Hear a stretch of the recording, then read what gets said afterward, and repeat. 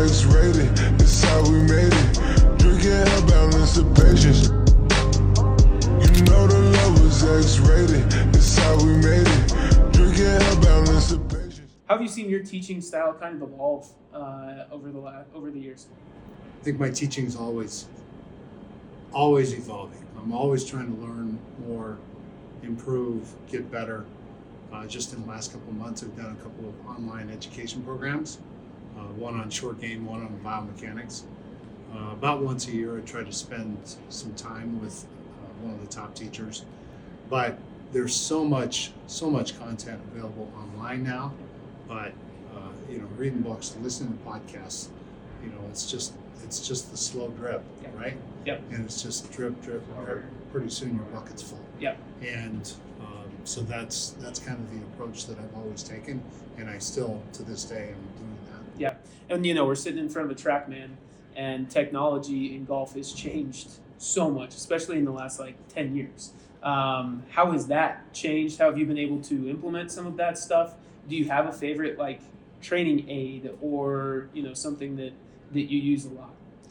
Good question. So you go back to the 90s and so much of the instruction was video based and positions. Well, that's all changed, and probably the number one tool that certainly has had influence on me is the launch monitor. Yeah. I've been teaching the launch monitor now for probably around 14 years. I've had a TrackMan since 2018, and if I could only have one piece of technology, it would be the TrackMan. Okay. And I have a video on my phone of the 30 guys who made it to the Tour Championship in 2020, and they're all different. You got Dustin Johnson, John Rahm, and Scotty Scheffler. They're all different, but they're all very skilled golfers. And TrackMan can help you to measure some of the things that influence the ball flight. And so that's my favorite piece of technology. I use something called Hack Motion, which is wrist angles. Okay. It's 3D for the wrist, basically, and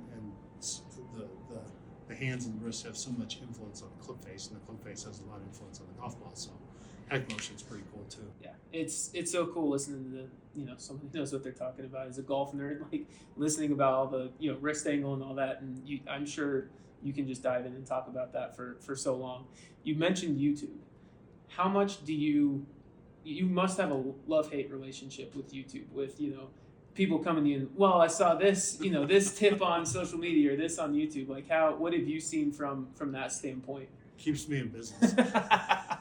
There's a lot of stuff on YouTube, and there's some good stuff, and then there's some stuff that is not so good. But also, when people watch YouTube, they don't necessarily know what applies to them, but they also might not be fixing things in the correct order. Yeah. There's a cause and effect relationship. For example, if I have a weak grip and an open club face, I'm probably going to come over the top and maybe not have a good weight shift. But the core error there is the weak grip and open club face.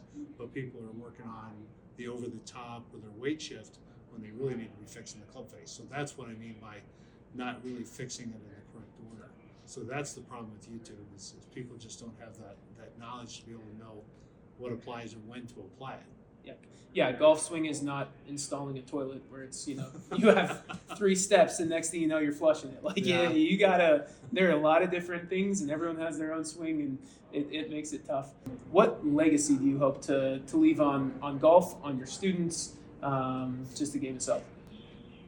I kid with the golf staff here that I call it changing swings and changing lives. But,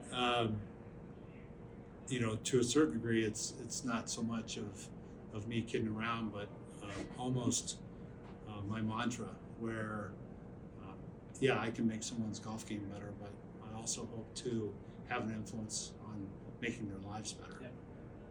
If you could give a lesson to one person or have a lesson given to you from a top instructor, who would that be? I might say I might bring up 2 names. Okay. Tiger Woods and Jack Nicklaus. The two best to ever play the game, right? Yep. And spending time with them, Tiger's been such a student of the game, and I might want to pick his brain a little bit. And also, are there 1 or 2 or 3 things that nobody knows that contributed to his success and why he got so good. And the same thing with Jack. They grew up in different eras, and what were some of the things that helped Jack to be as good as he was? You have done a lot for the game. Continue to do a lot for the game, and we appreciate what you've done. Well, thank you. I appreciate you having me on here. Yeah, absolutely. Thanks. All right, thanks. You know the love was X-rated. That's how we made it. Drinking hell balance the